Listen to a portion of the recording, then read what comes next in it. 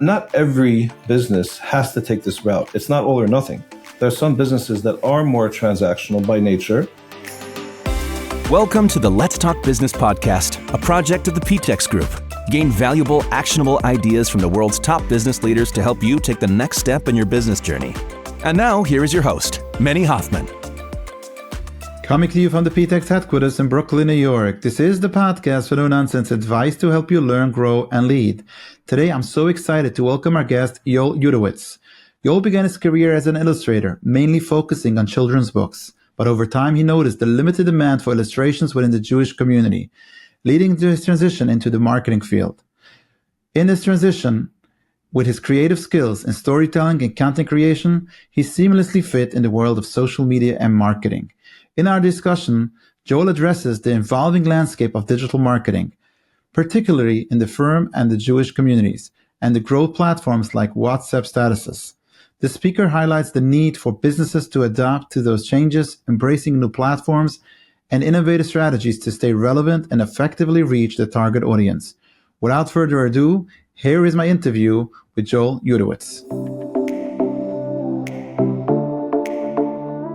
Yoel, thank you so much for joining me on the Let's Talk Business podcast. Amazing. Very happy to be here. Thank you. It's been a while since we spoke last. I know that you're on to do some amazing stuff. For our listeners that maybe don't know you from social media, don't know you what you've been doing in the past, bring us up to speed as far as where you started the journey and then ultimately what you're doing now. Sure.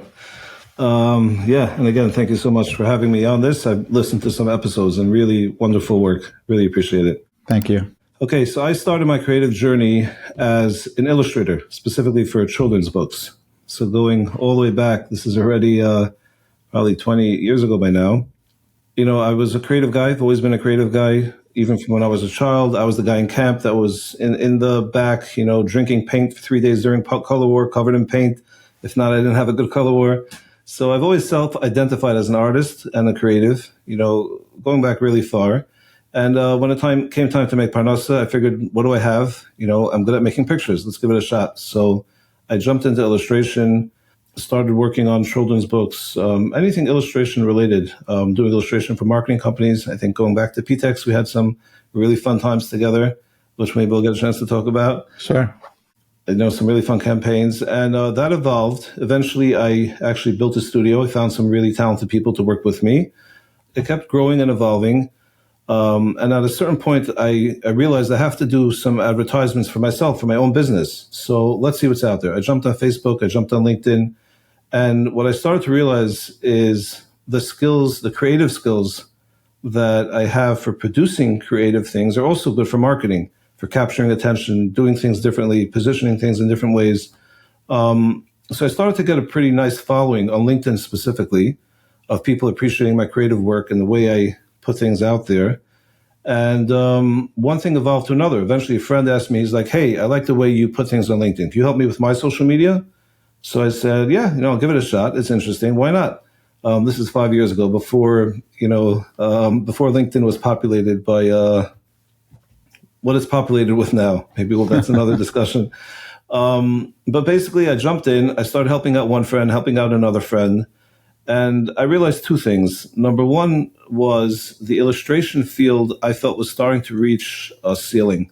There's only so much need for illustration in the Frum and Jewish community.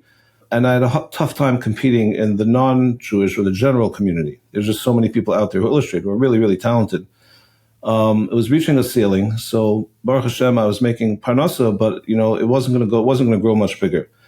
So I said, this is Hashgacha, this is Providence, this is where things are going. Let me push harder on the marketing. I really built out a social media LinkedIn company, helping people grow their LinkedIn, learn how to tell stories. And a lot of these skills that I'd used in my creative career, writing children's books and writing and doing art, it really was a real seamless transition. All those skills worked really well in terms of creative content.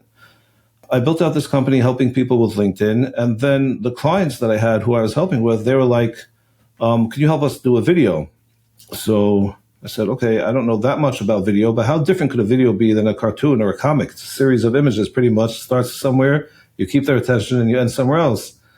So I just ran with that.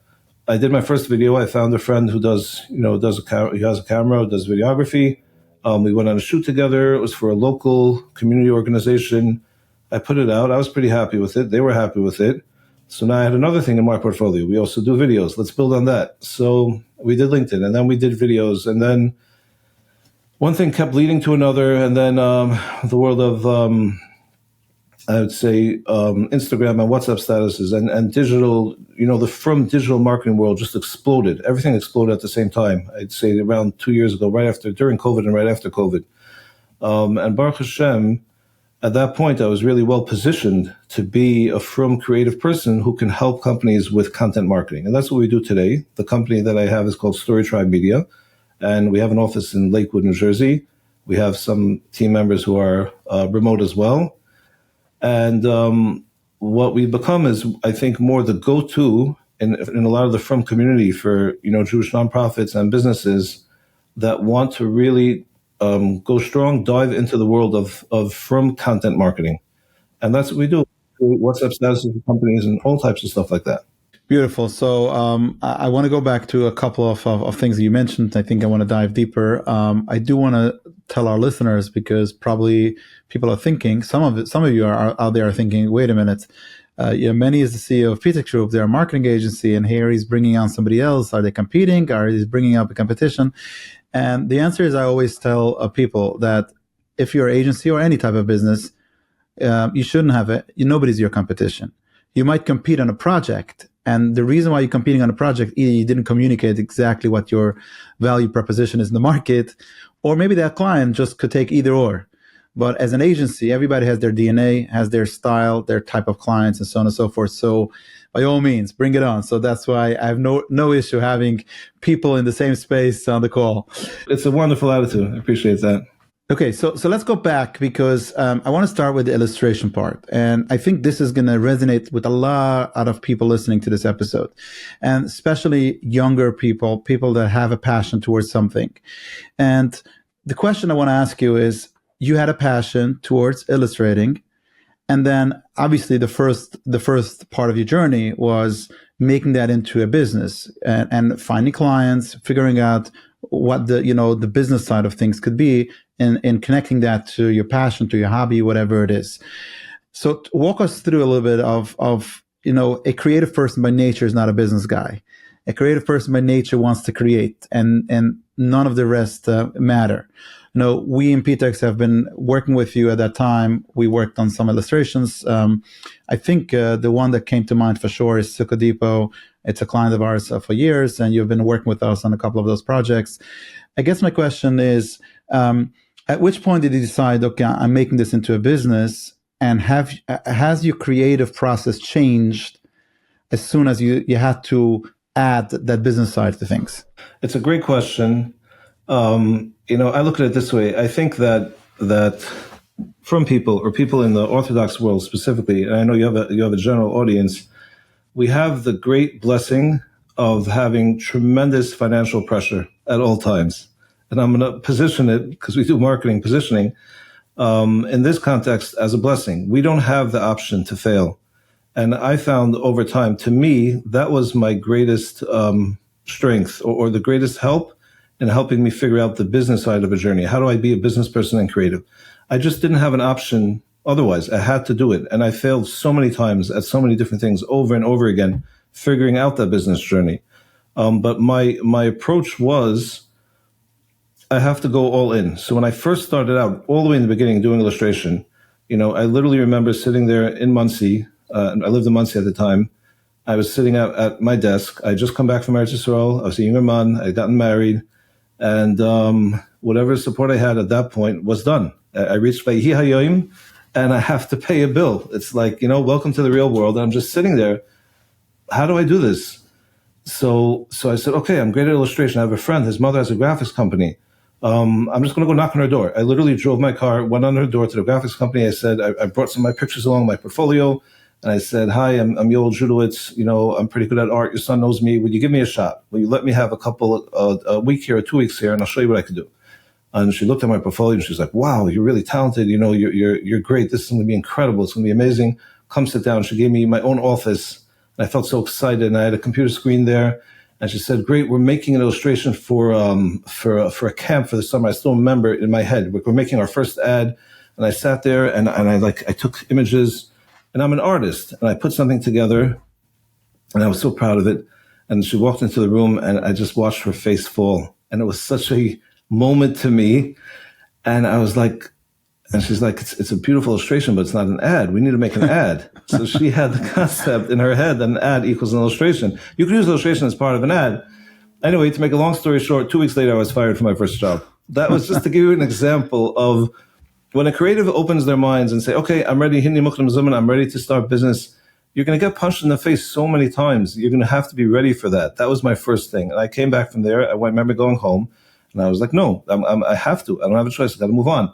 So I said, I have another talent. I know I could speak Yiddish, somewhat Yiddish enough. There's Hasidic kids here. There's probably no one giving art classes. I'm going to take a flyer. I'm going to write art classes from Yoel Judowitz in Yiddish, in Square, just put it up in the Beis Medrash in Square, wherever I could. I started giving art classes in Square, in Yiddish, in Monroe, in Yiddish, driving my little car an hour up to Monroe and back in the snow. That was the beginning when you talk about my creative journey. And I loved it because what happened was, that was my first thing. I started to get some cash flow. Cash flow was coming in. And I said, now I could start doing the next thing and the next thing. So when you talk about like, how do you combine being a creative and business person? I think a lot of it maybe is humility. We're creatives. We have a big ego when it comes to our art. We're artists. This is our specialty, but you have to walk in saying, you're an amazing artist. You're amazing creative, but there's a lot of people around you that have what to teach you about business. Listen to them. Open up your ears. Don't think that because you're an artist, you know everything about the rest of the world. Go in with that attitude, and you'll learn how to make a business out of it. This is great, and I appreciate it. So let's fast forward when you said that you created a small studio around illustration, which brings usually the next phase of challenges, which means is you're the master of illustration. You have a vision. You know how the end result needs to look like, and now I need to have other people do work on my behalf, and I need to put my signature on somebody else's work. How did you learn to let go, so to speak, and say, maybe it's not exactly how I would do it, but it's a product that we could put out and sell to our clients? Yeah, that's another great question. And I still have that question today, even when it comes to marketing, which is still like, how do I get my creative idea and then scale it and delegate it and make that work? It's a constant challenge. But going back to illustration, that first agency that I had, it was even harder than the question you're asking me, because I had artists working for me who were non-Jewish artists, and I was working with Jewish firm clients. So they don't know the sensibilities and the nuances of the culture and all the different things that happen, what type of yarmulke and the visions that goes on this side and the satmar goes on that side, the bow on the hat, all the nuances that have to be right?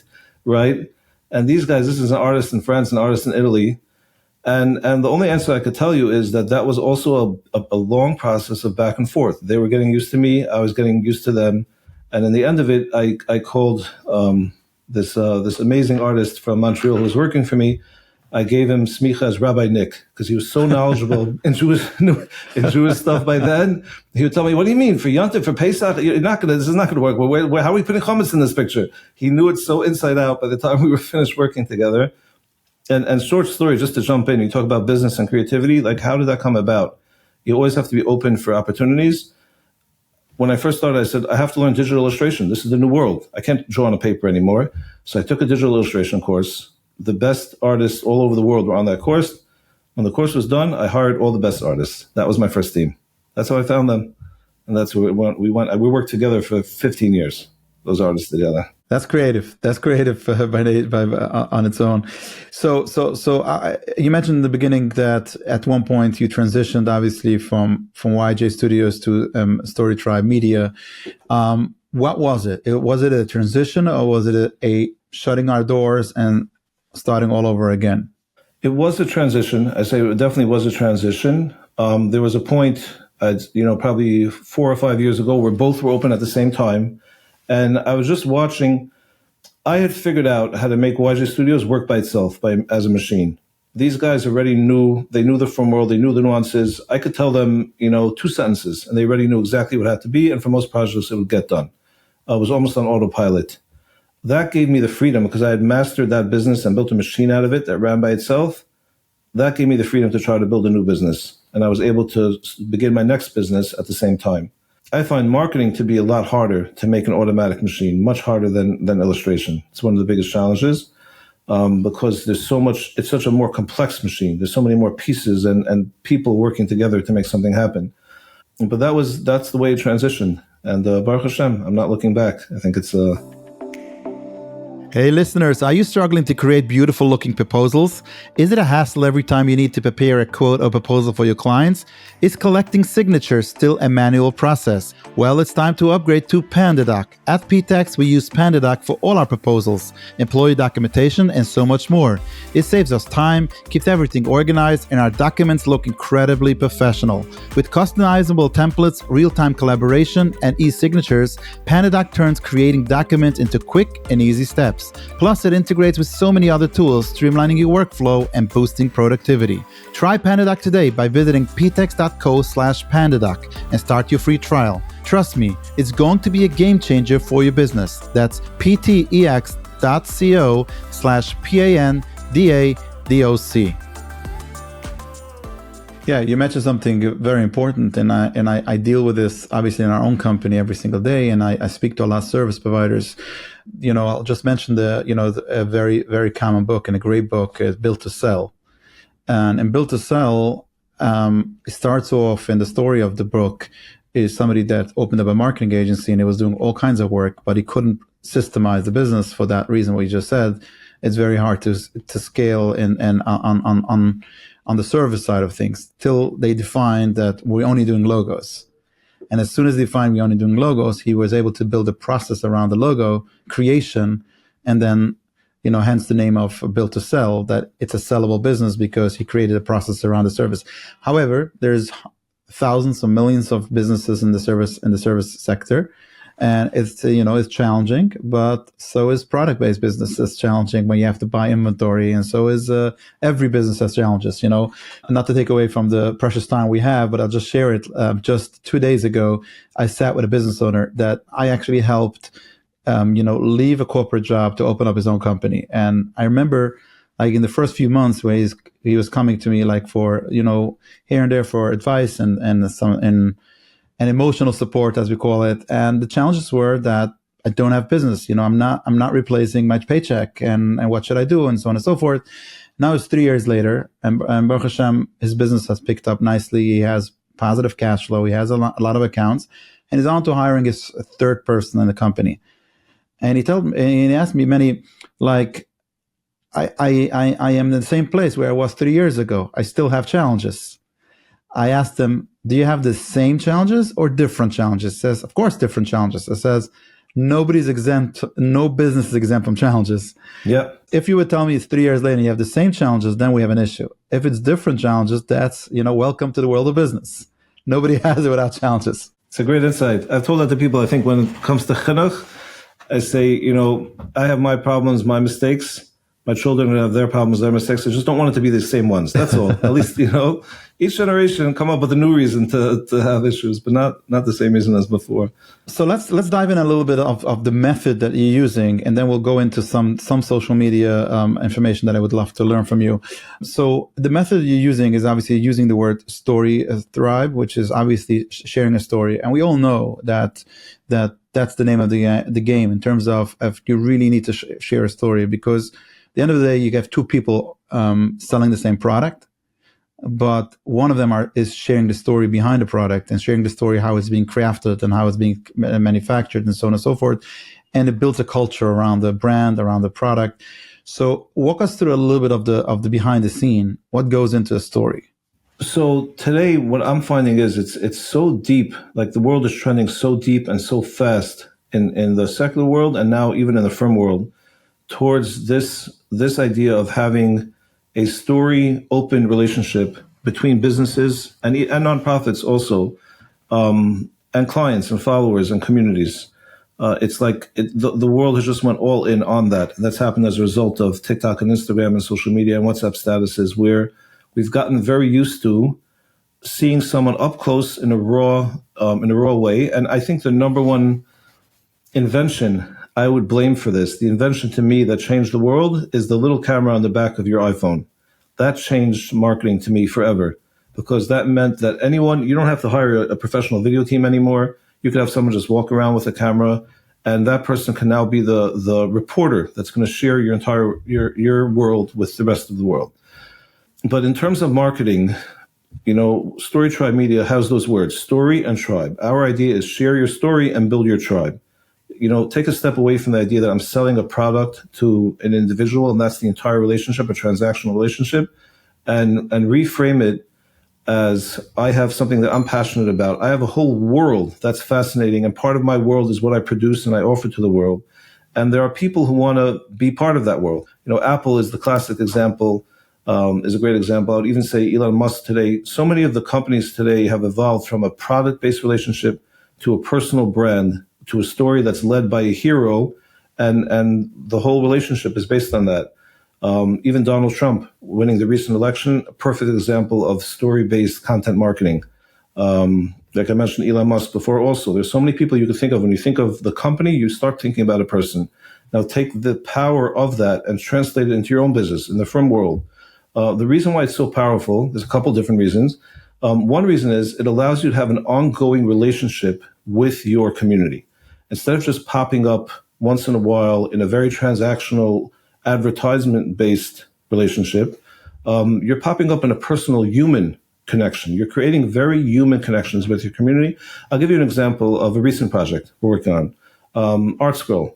So we're working on developing the WhatsApp status for ArtScroll. And a lot of from companies, I'm not going to get into the religious debates about companies being on social media, and it's a valid debate, and every company makes its own decisions and figures it out, what's right for their brand. But the bottom line is that this is a world today.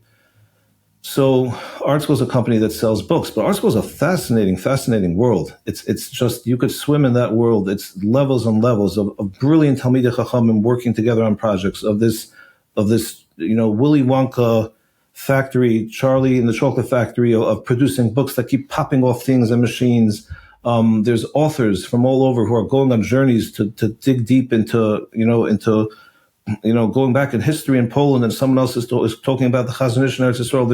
It's a whole world of people exploring things. And if we could pull people into that world and they start to feel like they're part of this amazing world of chachma and storytelling and fascination, it's a really fun place to hang out. When becomes a fun place to hang out, you develop that relationship, and then it's really comfortable to buy things. I don't feel like someone's pushing something down my throat. It's like we're a chevra. We're all enjoying this together, and of course, part of it is that we want to be part of it. So let me ask you a question. And obviously, these are two marketing agencies speaking to each other. I want to see how you would respond to it. And obviously, what you're sharing makes sense. But the flip side to it is some people say, "What if I don't have a story? What if I just open my company because I want to make money, and that's my motive, and ultimately now I need to do marketing?" How much of your creation is real and authentic, and how much needs to be spiced up and built out based on, because that's how marketing is working in the new world? So yeah, a great question, and a common question that, I have a boring company. Let's say I have an insurance agency. I'm not that exciting personally as a person. So number one is like, what are my storytelling opportunities? Number one. And number two is, do I have to build up this whole Disneyland in order to make clients? I just want to sell people insurance, right? What do I need all this for? I would say a few things. First of all, not every business has to take this route. It's not all or nothing. There are some businesses that are more transactional by nature. And if you have a strong circle, a strong network that appreciates you and will push you through word of mouth, and if your offering is super clear and very exciting by itself, if your offering itself is super exciting and valuable, you could stand just on the basis of that. And there are many, many businesses that do very well for a really long time in that direction.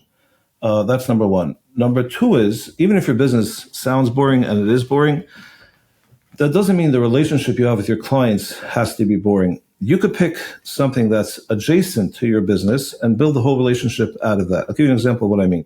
So another client we have is Remeir Balanes Charities. They're doing a lot of great work in Eretz Yisrael. They raise money for poor children and families who can't afford things in Eretz Yisrael. How does a charity create a relationship with a community? it's a really hard question because by nature, those relationships in the firm world today are very boring. That relationship means I'm popping up with another charity campaign, another link for someone to send to. And even if you put a picture, then it becomes a race to the bottom. Who could put the most, dramatic, over-dramatized, and it's horrible. So you're taking people who are already in a terrible situation, and no one likes it. It doesn't feel good to anybody.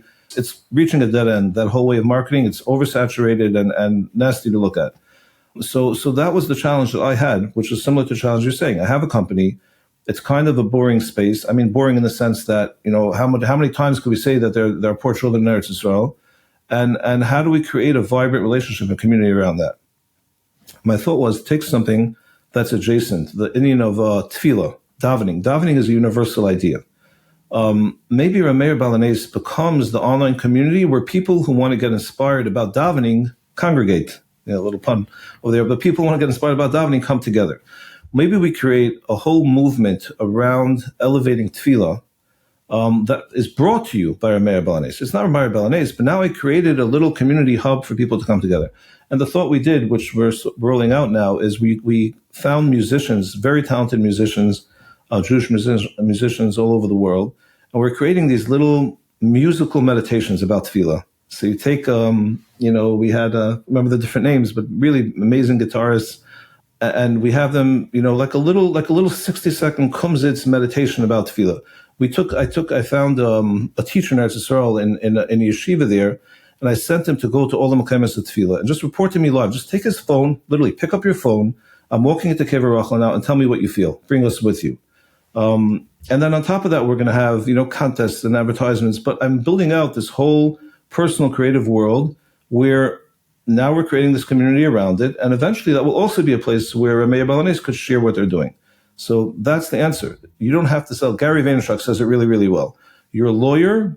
You want to sell law. Why don't you open up a page for golf? Because all the people want your services like golf. Stop talking about law. No one cares about law. Find a world that people are interested in and create that world. Very cool. So let's speak a little bit about social media. Like I said, we're not talking about if somebody belongs on social media or not, but obviously we can't ignore that social media is one of the newer mediums where companies could shine, companies could share their content, could build communities, and so on and so forth. I guess the first question I have is when it comes to your approach, we have there's so many different platforms, and the common question is, should I dabble in all of them? Because, every shiny object, every 5 minutes, there's another platform or another medium, or rather master one of them. Like, what's your approach when it comes to you working with clients, or even somebody would come to you for advice on that? So I think, again, it depends on the company. Certain companies have to have a presence on all platforms. They're so big that it's expected. It would almost be, it would be a question mark, a red flag. Why doesn't this company have some presence, at least a minimal presence on Instagram or on LinkedIn or somewhere else? But in terms of a company wants to actually create community, I find very often they do have to make decisions because some of it is just budget. You can't master it. Instagram is its own world, and it works with its own sensibilities and its own influencers and its own people and its own style. WhatsApp status is its world, and it works that way. LinkedIn is another world. You really do have to decide what you're going to go in on. And then I would say the other ones just have some sort of presence there. Just show up so people come there, they see. You could repurpose some of what you make, let's say, for WhatsApp status on Instagram, or repurpose, but you're not going to really grow there. Just have that in mind and understand it.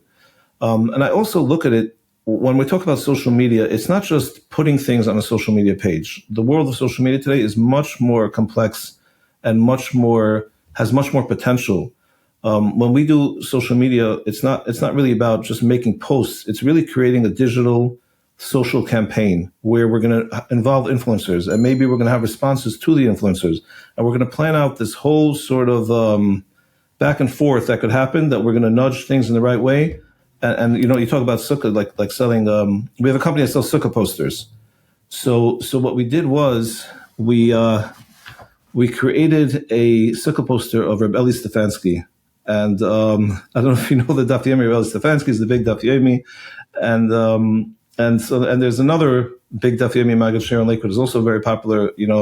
Rabbi Bronstein. So we created 2 posters, and we sold them on our site. And then we did a little video where someone, the back end of sukkahposters.com, someone's working on, and the guy says, go get me the Handsome Rabbi poster. And he runs to get a poster, and he thinks he's getting the Eli Stefanski poster. In the end, he gets the Bronstein poster. It was a whole Atzonis. It was a whole fun thing. It was like a Purim shtick.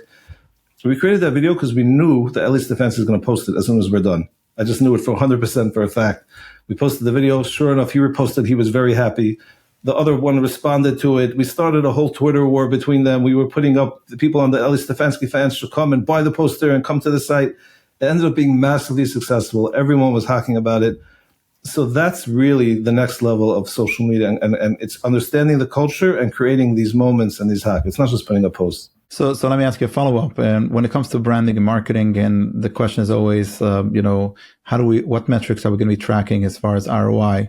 So obviously, when it comes to brand awareness, some companies, like larger companies, will have metrics, so to speak, as far as, our net promoter score online. They'll track some of those data. But talking about smaller companies or organizations, how much of social media activity should have a very clear metric that do we know is it working or not?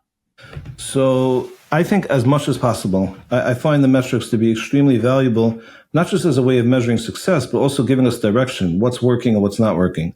And that's one of social media's advantages. So when I post a status, and we have clients that might have thousands, 5,000, 10,000 people following, it's not just that we can see how many views we had, we can see who viewed it. We can see by the person. It's extremely powerful in terms of WhatsApp status and giving insight. Anytime we'll post a call to action, we'll track it by Bitly. So we know exactly where it came and who it's coming and what's going on and where it's going. All that said, I think it's a big mistake to measure and strategize your creative based on stats. Your creative has to be just the idea itself. There's a really, popular author, I'm trying to remember his name, the music guru, who said, you never ever make music for the audience. You have to make music that sounds right to you. And I think that was my experience in illustration. That's my experience now in social media. Some are going to hit, some are going to miss, but don't try to dumb it down because you found this stat. Like, make a ton of stuff, find what works, put it, and then take that and go all in. Put it on a paid status, boost it, go even deeper into it. And you mentioned branding. I want to make that very clear also. We don't do branding. Like you said, find your niche and understand your niche. People think I'm going to go to a marketing company and that's going to solve all the problems of my business. It doesn't work that way. There's many, many parts of the business. You have to have your branding set up. You have to have your website set up, your marketing and your sales. Sales and marketing are two different things. Very, very common mistake. So, we have our thing. Yeah. So let me ask you one more follow-up question on this. We're getting tight on time. This is something comes up so many times, specifically when it comes to social media is, I'm this executive in a company, but I'm not the owner of the company. Or if I am the founder of the company and I could work off my personal brand, or I could work off my company's brand. And you see it sometimes when, a founder of a company might have different views on politics and other stuff, and he could bring down a whole company based on his own personal views. And then you could even have like top salespeople that says, I want to build my own social media following. But if tomorrow I leave, if everything is about the company, then all of a sudden, how do I transfer this over? How do you wrestle with that, or what's the basic advice you would give? I think, again, another brilliant question. And the only answer I have is it's a trade-off. There is no answer to that. It is the trade-off of doing content social media. And every company has to make individual decisions. We've had places where we've built, a beautiful LinkedIn page for an employee of a company and they were pushing it and then they left the company. Now we have to move on to someone else. And there's no answer to it. That's just the way it is.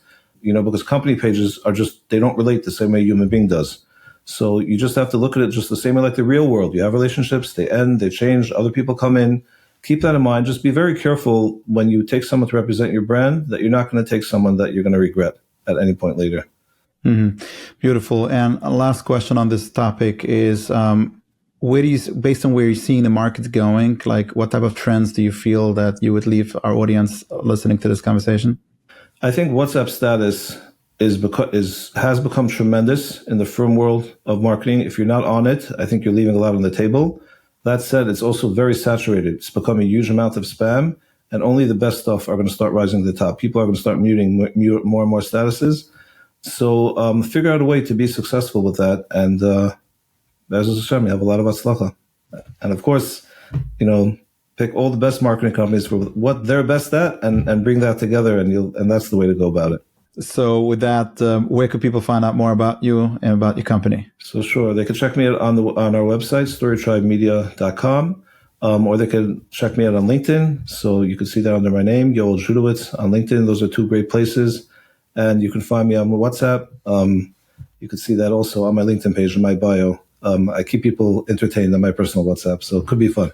Very cool. For the links, resources mentioned in this episode, check out the show notes at www.ptexgroup.com/podcast, where we'll link for different ways how to follow our guest today. Let's close with the 4 rapid fire questions. Are you ready? Let's do it. Number 1, a book that changed your life. Book that changed my life, Mendel Kaplan biography by ArtScroll. Number 2, a piece of advice you got that you'll never forget. Everyone has a plan until they get punched in the face by Mike Tyson. Yeah. Number 3, anything you wish you could go back and do differently. I wish I would have transitioned a little earlier to marketing. And last and final question, what's still on your bucket list to achieve? A personal story tribe status that just has the best stories in the world all coming together. Beautiful. Yoel, thank you so much for joining us. I know your time is valuable. That is why in the name of our listeners, we'll forever be grateful for sharing some of your time with us today. It's been a blast. Thank you so much, Meny. My pleasure. That's my conversation with Yoel Judowitz. My takeaway from this one, number 1, don't be afraid to fail. We use setbacks as opportunities to learn and grow, much like Yoel did when he was initially fired. Number 2, learn to delegate tasks and build a team that can sustain your business independently, as illustrated by Yoel's journey from YJ Studios to managing a team of illustrations. Number 3, consider building a personal brand alongside your company brand to create a more personalized connection. However, ensure alignment with company values to avoid any discrepancies. Number 4, utilize the skills you are naturally good at as a way to build your career initially, like Yoel did with illustrations to children's books. And number 5, focus on platforms that provide the most benefit for your business, whether it's LinkedIn, Instagram, or WhatsApp statuses, similar to Yoel's observation about those mediums. And that's a wrap for today's episode of the Let's Look Business podcast. I hope you enjoyed the practical, no-nonsense advice that our guest shared. If you found value in listening, I would be so grateful if you could share the episode with your friends, and if you could give the show a 5-star rating on Apple Podcasts or wherever platform you listen.